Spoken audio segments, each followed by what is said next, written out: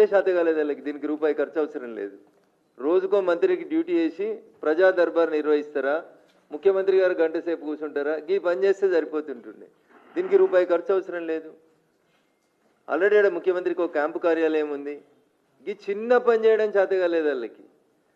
కూట్లే రాయి తీయడం చేతగానోడు పోయంట, ఏట్లే రాయి తీస్తా అని చెప్పిండంట. గట్లున్నది కాంగ్రెస్ వాళ్ళ ముచ్చట. వెనుకటికి ఎవరో కాంగ్రెస్ ముఖ్యమంత్రి ప్రజా దర్బార్ నడిపించిండు. అట్లా మేము ఇప్పుడు అధికారంలోకి రాగానే రోజు గంట సేపు ముఖ్యమంత్రి క్యాంపు కార్యాలయంలో ప్రజా దర్బార్ నడిపిస్తాము అన్నారు. దీనికి ఎన్ని పైసలు ఖర్చు అవుతాయన్నా?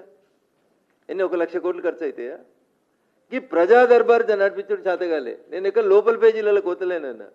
వాళ్ళు ఇచ్చిన Abhayahastam manifesto page number 1, chapter number 1, serial number 3, 2 గీతలో కనబడతా ఉంది. ఇది దీనికి ₹1 ఖర్చు కాదు. కుర్చీలు పాతే, ఆఫీస్ పాతదే, మైకులు పాతే, అన్నీ పాతే ఉంటాయి. వచ్చేటోళ్ళు కొత్త వాళ్ళు వస్తారా, పాత వాళ్ళు వస్తారా తర్వాత. ఈ ప్రజా దర్బార్ పైసా ఖర్చు లేకుండా పెట్టి నడపడం చేతగాని వాళ్ళు అంటే వీళ్ళు చాలా ఎత్తము అన్నారు.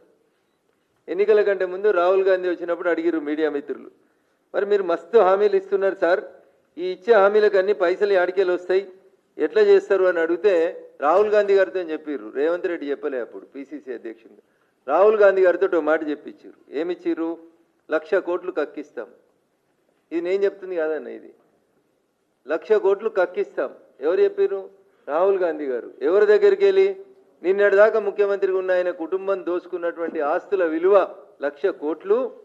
ఇవి కక్కించి ఇందిరమ్మ ఇల్లు కడతాం, 4,000 రూపాయల పింఛన్లు ఇస్తాం, ఆడబిడ్డలకి స్కూటీలు ఇస్తాం అన్న. మరి ఇప్పటికే 33% నీ పాలన సమయం పూర్తి అయింది. 1,00,000 కోట్లలో మరి 33,000 కోట్ల నాకు కక్కాలి కదా. కక్కిన పైసలేనో ఒక శ్వేతపత్రం మీరు ఇయ్యాలదాకా మీరు కక్కించిన ఎంత? కేసీఆర్ గారి దగ్గర, ఆ కుటుంబ సభ్యుల దగ్గర మీరు కక్కించిన డబ్బులు ఎన్ని? మీకు ఇచ్చింది 60 నెలలు, 60లో 23 అయిపోయింది. దాదాపు 33% ఆఫ్ ద టైం అయిపోయింది. ఎన్ని కక్కిర్రన్నా ఈ 1,00,000 కోట్లకి వెళ్ళి? అచ్చా, ఇంకా అదే ప్రాసెస్లో ఉన్నారా? మంచి డాక్టర్లు దొరకకపోతే మా విశ్వేశ్వరరెడ్డి గారిని అడిగితే అపోలోకి తీసుకుపోతారు, కడుపులు ఏమైనా ఉంటే కక్కిస్తారు. కావాలంటే మేము కూడా సాయం చేస్తాం దానికి, కక్కించడానికి ఏమైనా ఉంటే. ఇంకా ఏం మాట్లాడిరు వాళ్ళు?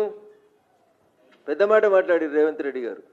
జియో 111 రద్దు చేయడం వెనకాల 1,00,000 కోట్ల కుంభకోణం జరిగింది. జియో 111 రద్దు చేస్తే 1,00,000 కోట్ల కుంభకోణం జరిగింది.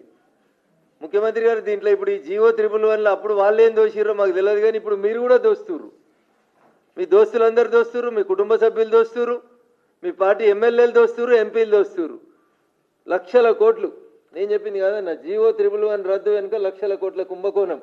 ఈ పరిధిలో కేటీఆర్, కవిత, హరీష్కు భూములు 80% భూములు కేసీఆర్ బంధుగణం బినామీలవే. మరి ఎందుకన్నా ఒకటి వెనుకకు రాలేదు?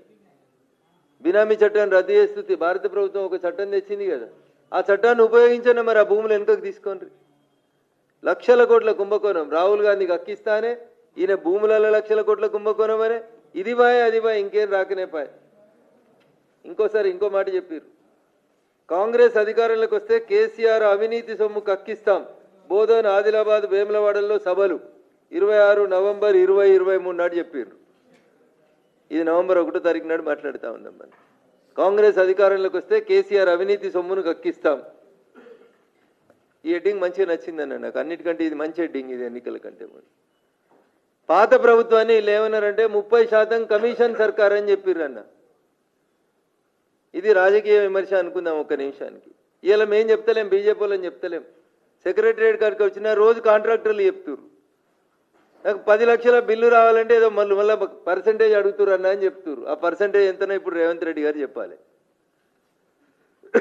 మీరు అధికారంలో ఉన్నప్పుడు టీఆర్ఎస్ మీద చెప్పిన మాట 30% కమిషన్ తీసుకుంటుందో అని చెప్పారు. ఇవాళ మరి మీ సర్కారు ఎంత తీసుకుంటుందో, నేను ఏ మంత్రి ఏం మాట్లాడిండో, మీ మంత్రులు ఏం మాట్లాడారో అవన్నీ వీడియోలు, ఆడియోలు ప్లే చేయమంటే ప్లే చేయడానికి మేము సిద్ధంగా ఉన్నాం. హైదరాబాద్లో చివరి మాట చెప్పి ముగిస్తా, చాలామంది పెద్దలు ఉన్నారు. ఆటో డ్రైవర్లు అందరికీ 12,000 ఇస్తాం. ఒక్క ఆటో డ్రైవర్ నన్ను అడుగురన్న, ఇప్పుడు మా పార్టీ ఆఫీస్లోకి అవతలకి లేదా గాంధీ భవన్ ముంగట ఒక ఆటో డ్రైవర్ని ఆపి ఈ పేపర్ క్లిప్పింగ్ చూపించి అడుగురన్న. ఆటో డ్రైవర్లకి 12,000 ఇస్తాం. ఒక్క ఆటో డ్రైవర్ కన్నా 12,000 వచ్చిందా అన్న? ఇగో ఇదే ప్రజలకి మేము మళ్ళీ తిరిగి గుర్తు చేస్తూ ఉన్నాం. అభయహస్తం అంటే నెత్తి మీద చేతి పెట్టుడు, ఎవరు నెత్తి మీద చేతి పెడితే వాళ్ళు కాలిపోవడం. ఇది కాంగ్రెస్ పార్టీ సంస్కారం. పేరులోనే అభయహస్తం అన్నారు, అది అభయహస్తం కాదు, భస్మాసురాస్తం అనేది జూబ్లీ హిల్స్ ప్రజలను అర్థం చేసుకోమని చెప్పి కోరుతా ఉన్నాం. ఉండేది బంజారా హిల్స్లో, ఒక్కరోజు జూబ్లీ హిల్స్కోలేదు, ఒక్కరోజు జూబ్లీ హిల్స్కోలేదు. జూబ్లీ హిల్స్ కష్టాలు ఏందో తెలియాలకి, కానీ మాటలు చెప్పమంటే మాత్రం బాగా చెప్తారు. సుపరిపాలనలో ఇంకో మాట చెప్పారు, కుంభకోణాలు అవినీతి ఆరోపణలపై పూర్తి స్థాయిలో విచారణ జరిపిస్తాం, అన్ని ప్రభుత్వ పథకాల అమలు కోసం గ్రామీణ వాలంటరీ వ్యవస్థను ఏర్పాటు చేస్తాం. ఒక వాలంటీర్ వచ్చిండు అన్న ఒక్క ఊరికన్నా, ఒక్క ఊరికి ఒక వాలంటీర్. నేను ఫస్ట్ పేజే చదువుతున్నాను, ఇక లోపలికి వదలేదు. నేను కొత్తగా ఏర్పాటు చేసేటువంటి ఒక జిల్లాకు స్వర్గీయ పివి నరసింహారావు గారి పేరు పెడతాం. వాళ్ళ ఏఐసిసి నాయకత్వం గౌరవ స్వర్గీయ పివి నరసింహారావు గారి డెడ్ బాడీని హైదరాబాద్కి పంపించింది, ఏఐసిసి ఆఫీస్కి తీసుకుపోలే. ఈయన వచ్చి ఆయన పేరు పెడతా అని చెప్పిండు, ఈయనకు పేరు పెడతానికి టైం దొరుకుతలేదు. ఇంకో మంచి మాట అన్నాడు, జిల్లాలు మండలాలను పునర్వ్యవస్థీకరణను పరిశీలించి నూతన జిల్లాలు మండలాలను ఏర్పాటు చేద్దాం. ఒక్కటి వేసిండు అన్న, ఇదంతా ఫస్ట్ పేజీలే అన్న. అభయస్థం చాప్టర్ 1 పేజ్ 1. వీళ్ళు ఇంకా చాలా పేజీలు ఇచ్చిర్రు అన్న, ఇంకా చాలా పేజీలు తిప్పేది ఉంది. మిమ్మల్ని కూడా ఎక్కువసేపు చదివి బోర్ పెట్ట తెలుసుకోలేదు. నేను 42 పేజీలు రాసిర్రన్న, ఒక్క పేజీలనే గిన్ని చెప్పి ఒక్కటి కూడా చేయలేదు. కాబట్టి ఇక 42 పేజీలలో ఏముందో ఒకసారి చూడు. అందుకనే నేను మొదలు పెట్టినప్పుడే చెప్పిన, అవ్వ బువ్వ ఉడికిందా లేదా చూడాలంటే ఒక మెతుకు చూస్తే సరిపోతుందని. ఈ కాంగ్రెస్ మేనిఫెస్టో మళ్ళొకసారి చెప్తా ఉన్నా, ఏదో 4000 కోట్లు ఇచ్చినాం మేము. ఏడికి మేము మన బై ఎలక్షన్లోకి వెళ్తే కంటోన్మెంట్కి 4000 కోట్లు ఇచ్చినాం, రేపు జూబ్లీ హిల్స్కి ఇస్తామని చెప్పిండ్రు. మీడియా మిత్రులకి ఈ ప్రెస్ కాన్ఫరెన్స్ వింటున్న తెలంగాణ సమాజానికి కూడా నేను ఒక మాట చెప్పదలుచుకున్నాను. తెలంగాణలో ఉన్న 119 శాసనసభ నియోజకవర్గాల్లో ఏ శాసనసభ నియోజకవర్గానికి గత 23 నెలలుగా గుంటెడు జాగా శ్మశానానికి ఇవ్వలేదు, గుంటెడు జాగా శ్మశానానికి ఇవ్వలేదు, ఇంక్లూడింగ్ కొడంగల్తో సహా. కానీ ఎవరికి ఇచ్చిర్రన్నా? షేక్పేటలో 2500 గజాలు ఆగమాగమైపోయి కబ్రస్థాన్కి ఇచ్చిర్రు. మీ పార్టీని ఎప్పుడు కబ్రస్థాన్లో పెడదామా అని ఇలా సమాజం ఎదురు చూస్తూ ఉంది అనేది ఒకసారి ముఖ్యమంత్రి గారు అర్థం చేసుకోవాలి. 4000 కోట్ల పని అయినట్టు, కంటోన్మెంట్ నియోజకవర్గంలో 4000 కోట్ల పని ఇప్పటికే అయిపోయినట్టు ముఖ్యమంత్రి గారు నిన్న మీరు మాట్లాడారు కదా, ఓట్ల కోసం వచ్చి. నిరూపించే దమ్ము ధైర్యం శక్తి మీకుంటే, మాతో మాట్లాడే దమ్ము ధైర్యం ఉందో లేదో నాకు తెలియదు, కానీ ఒక శ్వేతపత్రం ఎన్నడు శాంక్షన్ చేసిర్రు, ఎన్నడు పూర్తయినాయి 4000 కోట్ల పనులు. సాయంత్రం జూబ్లీ హిల్స్కి వస్తున్నారు కదా ముఖ్యమంత్రి గారు, జర తీసుకొని వచ్చి ఈ అభయస్థం మేనిఫెస్టో లెక్కలే జర ప్రింట్ చేసి ఇవ్వమని చెప్పి కోరుతా ఉన్నా. ఎంత నోటికొస్తే ఎంత వస్తే అంత అబద్ధం. 4000 కోట్ల పనులతోటి కంటోన్మెంట్ని అభివృద్ధి చేసుకుర్రట.